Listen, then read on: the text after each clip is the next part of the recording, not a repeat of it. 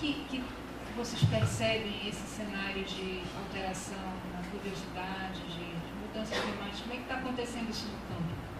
Como é que isso se rebate nas comunidades?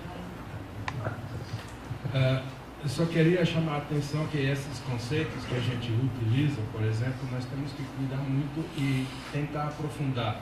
Não é a hora agora de fazer isso. Só que o antropoceno, por exemplo, é um conceito geológico. Tá? A vinculação, a relação dele com mudanças climáticas precisa ser amplamente discutida, porque não é isso na intenção da criação desse conceito.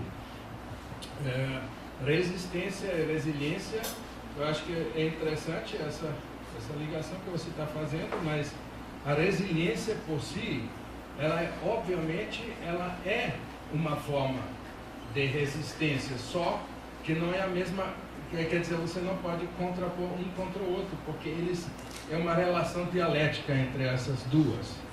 A resiliência é uma adaptação resistiva, se você quiser assim. Você resiste, mas você se adapta, porque senão você acaba. Essa, do ponto de vista sistêmico, é assim que funciona. Ou seja, a resiliência também implica que o sistema se adapta através da resistência. Bom dia. Minha pergunta é para o Juliano. Como trabalhar a questão da construção social do risco e a resiliência, tendo em vista a possibilidade de minimizar os conflitos físicos ocasionados pelos desastres urbanos e rurais?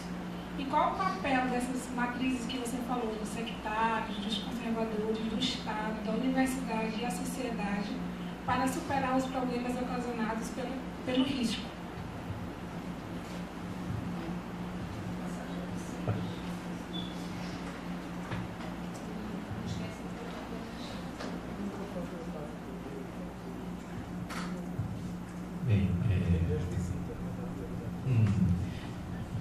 Tem umas questões interessantes, professora Ana Cláudia, que a gente pode capturar a partir da experiência das pessoas na comunidade. Então, nós podemos ir para o empirismo dessas pessoas. É possível você encontrar pessoas que dizem assim, olha, eu consigo identificar se a enchente vai ser muito grande ou vai ser pequena, observando onde o uruá coloca a ova na estaca ou na árvore. O uruá é um tipo de caracol, alguma coisa assim. Ele vive na água e ele tem uma sensibilidade biológica, a gente não conhece, mas alguma coisa faz com que o uruá suba para colocar as suas ovas. E o uruá deve ter um sensor que diz mais ou menos aonde a água vai chegar, porque se a ova ficar muito tempo dentro da água, ela não eclode. E se a água não alcançar a ova, ela não eclode também. Então esse bichinho, ele é um indicador biológico, né, para nós, e a comunidade percebe muito bem isso. Então quando nós falamos, por que eu estou dizendo isso? Quando nós falamos sobre mudança climática a essas comunidades, a gente pode receber como resposta e que essa dinâmica sempre existiu. Isso é um ponto, né? Então ele pode responder por quê. Aí ele vem para essas datas, porque ele tem uma memória. Isso que o Ricardo mostrou no gráfico com os dados da ANA, né? As maiores enchentes, mas eles têm uma memória fantástica, né? Você senta ao lado de uma dessas pessoas, como o seu Heriberto, por exemplo, era capaz de descrever o que aconteceu em cada uma dessas grandes enchentes. Ele tem essa. Então, há uma dinâmica climática na temporalidade dessas pessoas. Isso é um ponto. Mas há uma temporalidade climática que não está na lógica dessas pessoas, nem na nossa. Nós vivemos o quê? Nós vivemos 90 anos. Quando, segundo o Temer, nós vamos viver 140, né? Mas tudo bem, mas não chegamos ainda lá, né? Então, veja só. Nós vivemos aí nossos 80, 90 anos, alguma coisa assim, mas considerando o tempo da natureza em se tratando da dinâmica climática, é muito pequeno, né? Tal. Agora, Quando nós olhamos a sequência dos mapas que eu mostrei para vocês, a Amazônia passou por um processo de transformação absolutamente brutal. É óbvio que isso vai ter implicação do ponto de vista climático. Isso aí parece que não existe muita dúvida, não. Né? Quando nós pegamos a imagem de satélite, né? Trabalhei cerca de 6 anos na região do Tapajós. Então, quando nós pegamos as imagens de satélite dos anos 70, o Tapajós tinha floresta quase em toda a sua margem, desde o Alto Tapajós até próximo de Alter do Chão. Quando nós pegamos a imagem de satélite recente, é uma tragédia do ponto de vista de desmatamento. O que sobrou ali é a flora Tapajós. E do outro lado, a Resex Arapiuns, Tapajós Arapiuns. E caso contrário, é que ele tinha ido tudo para o chão. Então imagina, né? A Flona são 600 mil hectares. Né? O Par na Amazônia, 1 milhão de hectares. Se não tivesse tido esse tipo de política, isso tinha sido tudo derrubado. Então imagina toda esta quantidade de floresta ciliar, mato galeria ciliar e tudo mais vindo ao chão. É um problema extremamente grave. Né? Então, claro, agora, o que nós não temos é a mensuração disso. Né? Agora, que há uma alteração do ponto de vista climático em função desta forma de ocupação da Amazônia, fundamentalmente dos anos 60 para cá, é uma coisa extraordinária. Né? Então, vai aí nos ocupar. Eu acho que esse debate é um debate extremamente oportuno, mas nós temos que ter clareza que isso vai nos ocupar pelos próximos 100 anos, né? Para a gente ter precisão cada vez maior. Né? Agora que existe mudança e que nós precisamos tomar algumas medidas a partir de agora, o próprio professor Fenzio, que aqui está, ordenou um grande projeto sobre o uso da bacia, né? Envolvendo o Brasil e todos os países que fazem parte da chamada bacia de drenagem, bacia amazônica. Então, que é uma preocupação que extrapola o território nacional. Nós precisamos ter uma preocupação a nível internacional de proteção. Como é que nós vamos fazer o uso? Eu dei um dado para vocês há pouco, que é extremamente sério. O que é que nós estamos fazendo efetivamente numa região, né, de 772 municípios, 70% dos municípios estão na margem do rio, e você viu a tragédia quando eu mostrei os dados em relação ao saneamento básico. Né? Então, quer dizer, nós estamos diante de um desafio que é enorme. Agora, eu tenho uma preocupação, professor, eu queria encerrar esse ponto aqui. A minha preocupação é, de repente, nós fazermos uma análise com base na possibilidade de espraiamento democrático da técnica, e isso não existe. A técnica, ela se dá como pontos luminosos e pontos opacos, como o Milton Santos já chamou a atenção. O professor Júlio conhece muito bem. Então, a técnica, ela se espraia. E eu costumo dizer o seguinte: olha, eu conheci o seu Raimundo quando o IBDF criou o Par na Amazônia, no início dos anos 70. O IBDF expulsou o seu Raimundo de um lado do rio para o outro lado do rio. O seu Raimundo continuou com a enxadinha dele. E nos anos 2000, 2007, mais ou menos, eu encontrei o seu Raimundo, nunca foi indenizado, nunca o Estado reparou coisa nenhuma, e ele continuava com a sua enxadinha. E aí eu lembrei o seguinte: poxa, quando eu fui para a rua para fazer defesa do meio ambiente, levantar bandeirinha para o meio ambiente, eu colocava o seu Raimundo e o Hermílio de Moraes numa mesma responsabilidade. Hermílio de Moraes, um mega empresário que tinha uma capacidade técnica de transformação terrível, e aí o seu Raimundo é tão responsável quanto Hermílio de Moraes. Então eu tenho medo desse debate sobre a dinâmica climática, onde você pega como se todos os homens fossem iguais, como se todos os homens e mulheres, todos os humanos tivessem a mesma capacidade de transformação do território. Isso não é dessa maneira, né? Então isso é um ponto que eu acho que nós precisamos estar muito atentos, para a gente não naturalizar isso, como esta forma de apropriação do território fosse uma coisa natural, é assim mesmo e tudo mais. E esse é um ponto E o ponto 2 é a gente qualificar os processos de apropriação da terra ou do solo, né, e a reprodução do território. Eu acho que esses são pontos que são muito importantes diante desse quadro que é a mudança climática. Existe a mudança climática, mas nós precisamos qualificar isso. Caso contrário, nós vamos transformar isso num elefante.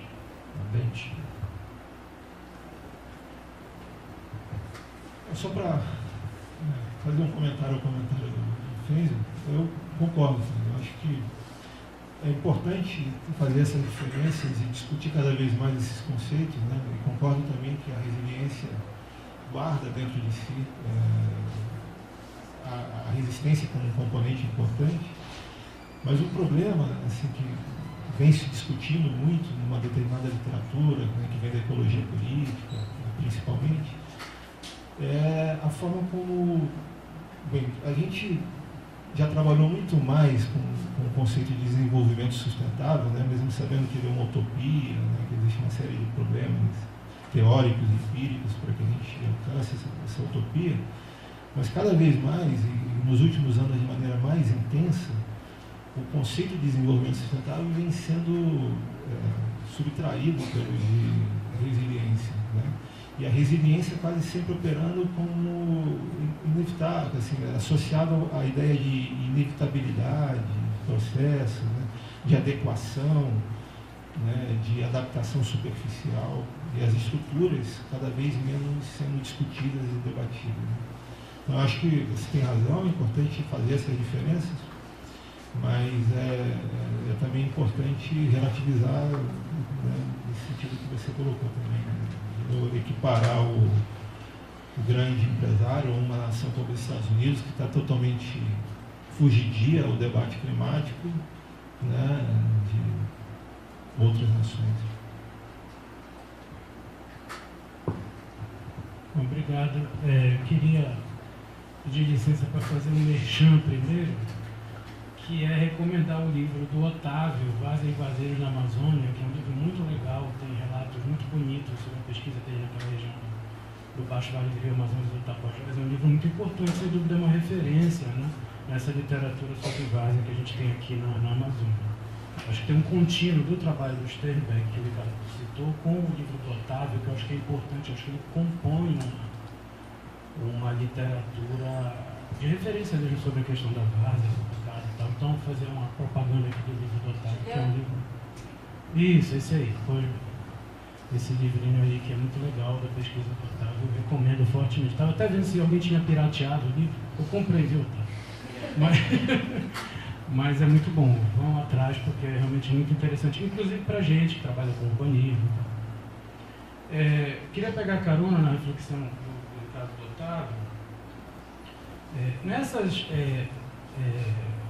abordagens, né, das ciências humanas, das ciências sociais, sobre a questão ambiental, a gente encontra algumas referências interessantes, né? Essa abordagem que a gente convencionou chamar de história ambiental tem também alguns achados importantes, né? E na geografia, né, ambiental também, né? Uma dessas coisas interessantes, em termos de postura, digamos assim, é essa ideia que tem a ver com comunicação, com a estrutura política, né, os arranjos societais entre solo, né, rocha, água e ar, entre bichos e plantas e entre humanos, né? Essa construção vai postular que a natureza não tem poder, ou seja, a natureza tem história. Eu posso dizer que existe uma floresta amazônica, ou fragmentos dela, que são grandes supermercados plantados, né, com perdão da analogia, que existe um nível de biodiversidade, né, como a gente chama hoje em dia, que advém de camadas de matéria orgânica, né, depostas ali, de ocupações, de migrações, né, de plantação, né, roça ou não, né, enfim.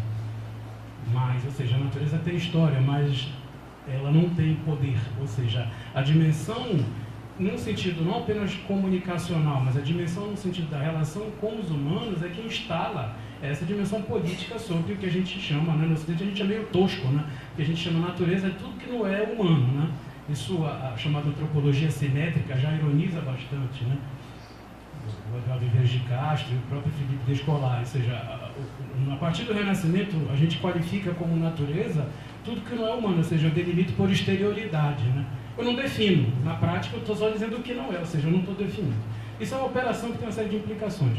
Então, posto que na natureza não tem poder, embora ela tenha história, né, eu acho que a gente pode refletir sobre essa questão. Quer dizer, a dimensão de não apenas termos, mas como ideias-força da resiliência, da mudança climática, da sustentabilidade, pode induzir uma série de diversionismos, por exemplo, conflitos entre nós, urbanistas, os geógrafos e os geólogos, né? Uma vez que nós lidamos com temporalidades de natureza diferentes, né? Umas mais longas, outras mais curtas. Acho que essa é uma questão um pouco... Sobre a pergunta da Thaís, como trabalhar a resiliência em conflitos urbanos e a construção social do risco. Eu acho que existe uma perspectiva conflitual, digamos assim, que a gente pode assumir como pressuposto, né? Ou seja, não haverá produção social, né? Não haverá uma produção histórica da cidade, obviamente toda a produção da cidade é histórica, sem essa dimensão de um certo antagonismo, um certo conflito entre, por exemplo, os agentes empresariais do mercado imobiliário e os pobres, né, que são moradores, entre determinada quantidade de trabalhadores e os limites tecnológicos da produção física, né, e da técnica que concebe a geometria das cidades, etc. Você tem uma série de fatores concorrentes aí, né? Então, assumir, dependendo do ponto de vista que você está trabalhando, se você é uma técnica do setor público, em qual setor? Se você é uma pessoa de ONG, se você é uma militante, se você é uma acadêmica, né? Ou seja, essas posições, elas são relacionais na medida em que elas vão estruturar um discurso. Quer dizer, se você pode ser uma pessoa acadêmica, mas se você é chamada para assumir uma função no setor público, não é que você vai ser o vira-casaca, né? Agora eu vou ficar um conservador, porque eu estou aqui chapa branca e tal, não é isso, mas necessariamente você vai operar segundo uma institucionalidade que ela é, sim, né, mais conservadora. Não é que você vai mudar de lado, mas é que você vai ter que operar num outro esquema. Reverter isso é um desafio muito grande, não necessariamente você vai fazer isso completamente. Senão você vai sair do carro, não vai conseguir fazer o seu trabalho. Então tudo é muito negociado, né? Então, dizer assim, o cara é acadêmico, foi para o setor público e se despersonalizou. Não é, isso é uma leitura rasa, né? Então eu acho que esse trabalho tem que assumir essa perspectiva que é conflitual. Inclusive, a própria leitura teórica da construção social do risco tem que ser ela também submetida a uma análise, e ela tem limites, ela não vai dar conta da realidade como um todo. Mas assumir esse caráter conflitual e essa dimensão relacional dos agentes, ou seja, a pessoa atingida, ela fala com a defesa civil de um jeito, né? Às vezes ela espera um atendimento, ela tem uma perspectiva mais otimista e simpática em relação à defesa civil, nem sempre em relação ao bombeiro, ou à PM, por exemplo. Né? Ou seja, tudo é Estado? Não são blocos monolíticos. Varia, porque mesmo que com uma origem militar e tal, a defesa civil ela é vista com uma perspectiva mais simpática do que, por exemplo, a polícia militar, embora elas compõem uma frente clássica, né? PM, bombeiro, defesa civil, né? De atendimento desses eventos. Então, acho que assumir essa perspectiva conflitual é um ponto. O outro ponto é você entender que os agentes operam de forma relacional. A fala do morador atingido em relação à defesa civil vai ser diferente em relação à postura dele com a PM. Por mais cidadão que seja PM de algum estado específico do Pará, que as pessoas estão se reciclando muito aqui na PM do Pará e tal, né? Então tem toda uma outra estrutura de atuação. Então esse é um ponto, né? E tentando puxar a brasa para a nossa sardinha, para a gente falar de uma coisa que a gente minimamente entenda, né? Ressaltando essa dimensão da resiliência na produção da cidade, urbanisticamente falando, ao nosso ver, em geral, né, ela passa pela política urbana, a legislação urbanística e o chamado desenho urbano, na medida em que você consiga raciocinar de forma articulada o atendimento das demandas habitacionais, da qualidade da moradia, em a presença de equipamentos urbanos, etc., articulado a um melhor desempenho socioambiental e físico-ambiental da cidade. Quer dizer, existe uma questão de desenho e uma questão de planejamento que ocorre em paralelo. Isso, inevitavelmente, nos volta à questão do conflito. Uma cidade com um desenho mais flexível, né, capaz de coibir, por exemplo, o fenômeno da ilha de calor urbano, uma cidade que infiltre naturalmente mais a água da chuva, né, uma cidade ambientalmente mais simpática, ela é necessariamente contra a dinâmica do mercado imobiliário, ponto. Ela é frontalmente contra, ela é uma contradição evidente. Ah, mas e aí, não vai acontecer nunca? Não, a briga nessa, todo mundo, quer dizer, o cara está no setor público, ele está ali, ele quer fazer uma coisa, ele não pode fazer o que ele quer, aí ele fica ali meio, né? Tem aquele stick e push e tal, é isso, a vida é isso, essa refrega o tempo todo. Então, esse sufoco acontecerá, o que a gente não pode é perder a esperança, ou seja, a briga é diária, né? O Foucault dizia, né? A luta é uma micropolítica, todo dia, o tempo todo, cada um no seu ofício, né? Dentro da sua trincheira, do seu campo de atuação, dentro da ingerência que é possível, não apenas como indivíduo, mas como categoria, enfim. Então, eu vejo por esse sentido, a gente tem que assumir o processo de construção da cidade como um processo que tem conflito, ia ficar de bode com isso, vocês vão brigar, vão bater boca, é normal. Vem a DEM, escolhendo a gente, né, escolhendo o pessoal da prefeitura, é isso, né, não é outra coisa. Né? Tem que ter um fair play nisso, ou seja, você tem que entender que ninguém está falando de ninguém pessoalmente, né? São as disputas por dinheiro, por poder e tal, que acaba sendo dinheiro no final das contas, de qualquer maneira. E entender que a relação entre os agentes com perdão da redundância, é relacional, ou seja, por exemplo, o Zé Júlio, quando foi secretário, né, existe uma atuação. O Zé Júlio pensou, vamos implantar o PTP, o Planejamento Territorial Participativo. Conseguiu implantar o PTP como tu tinhas concebido, conceitualmente? Não. Mas é claro que não, e ele sabia que não. Então, você vai trabalhar essas estratégias sabendo do nível de frustração que você vai ter antecipadamente, correto? Por exemplo, Ana Cláudia, que é secretária de governo, aí tinha que coordenar as políticas. Aí a secretaria tal cheia de engenheiro odeia a outra que é cheia de sociólogo. Eles não conversam, aí depois de tempo de governo aí conversa, mas briga, isso acontece. Você não vai pegar uma agenda conceitual e conseguir transpô-la para o mundo real, porque o mundo real é mais complexo do que essas formulações conceituais. E as pessoas brigam, e existe uma simetria de poder, né, Ricardo? O Otávio falar, ou seja, você tem determinadas categorias, empresários e tal, que tem uma agência, né? Capacidade de mobilização do público muito maior do que outros. Mas eu penso que, em síntese, a gente tem que manter a lucidez sobre essa dimensão conflitual, ter uma clareza que os nossos papéis nesse campo são relacionais, não ficar frustrado com essa dimensão conflitual e a frustração, né, no imediato da gente não conseguir realizar os projetos. E eu acho que refletir, né, eu acho que o estudo ele é importante dentro dessa questão para você pensar nisso. Eu consigo produzir uma cidade que resista melhor? Se você quiser chamar de resiliência, tudo bem. O perigo é você cair no receituário completo lá do departamento lá de gestão de água, do projeto de gestão de água da ONU, por exemplo. Né? Aquilo ali tem uma dose de mistificação muito grande. Mas uma cidade cuja morfologia, cujo perfil da legislação e um processo de gestão por bacia, seja ele mais compreensivo diante das dinâmicas daquele local, como bacia hidrográfica, como ambiente, como bioma, é bom. Né? Agora, isso não será feito sem muita porrada, muito conflito entre os agentes, e isso não conseguirá implantar completamente, por melhor que seja a sua leitura da construção social do fenômeno do risco, porque existe uma disputa de corporações, né? E uma disputa, como eu estava relatando, então você vai ter um indicador ambiental de um lixo, ou de um leaking, que é uma mancha no muro, isso é desqualificado por alguns peritos, porque os peritos não têm uma reserva de poder também. Eles não acreditam no que não está no campo do real sensível positivista, né? Então tem uma porrada aí que é histórica, né? Entre o que esse nome antipático, né? Engenheiros e a população, engenheiros e população atingida. Quem são os engenheiros? Tem gente nossa lá também, né? Vestida de perito. Então é uma questão que eu vejo, tá? Acho que se eu puder te dar uma resposta sobre isso, não tem receita, ou seja, não existe a panaceia, não existe o remédio para todos os males.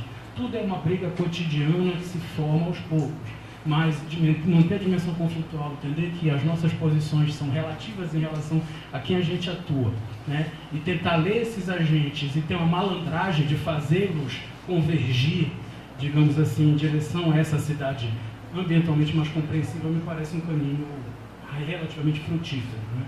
Agora, é uma porrada todo dia, né? Normal, a gente não pode ficar de bode, se vai dando errado, enfim.